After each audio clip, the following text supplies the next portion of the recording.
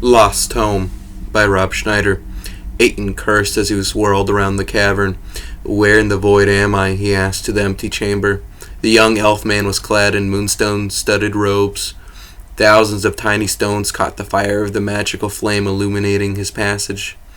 Aiton stopped as he found another split in the rock tunnel ahead. He had been searching through the lower caverns of his home city of Kreva, an old city of the world, ancient would be the best way to describe it. Passages have been carved throughout the earth and mountains that cradled the city for eons as the city passed hands from city-states, empires, and dictators. They've all added to the city, growing it to the labyrinth that it was now. Treasures and riches from each eon could be found within the depths of the city, and the depths of the earth hidden from the sun. Aiton thought back to where he was in the lower markets just a few hours ago, in fact.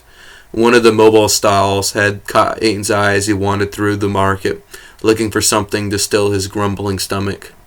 The seller was a human man, old and wizened.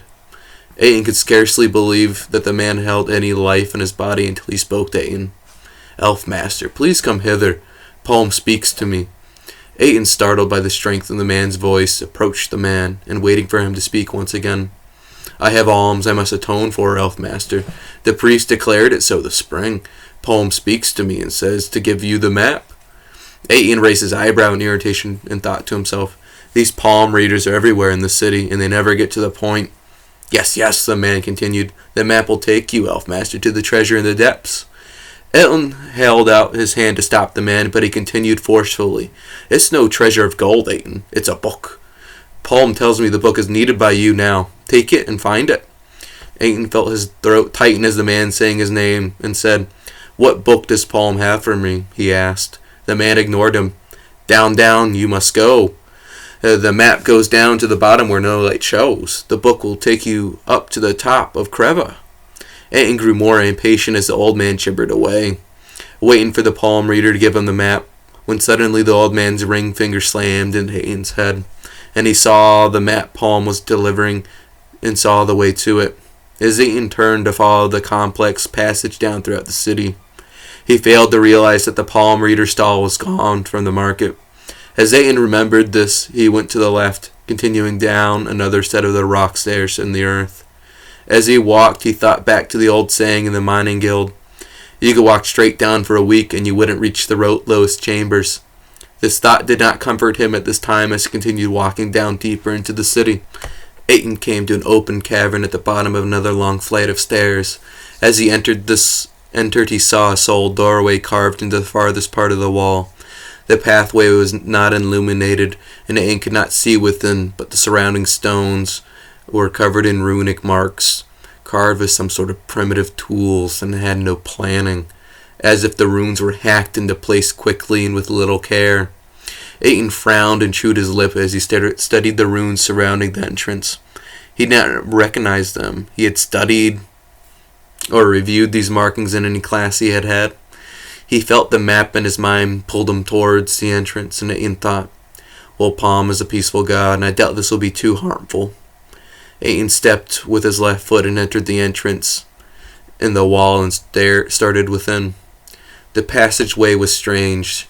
The magic flame's light was being absorbed into the walls, preventing Aiton from seeing too far in front of him. As he walked, Aiton felt dread rise in him.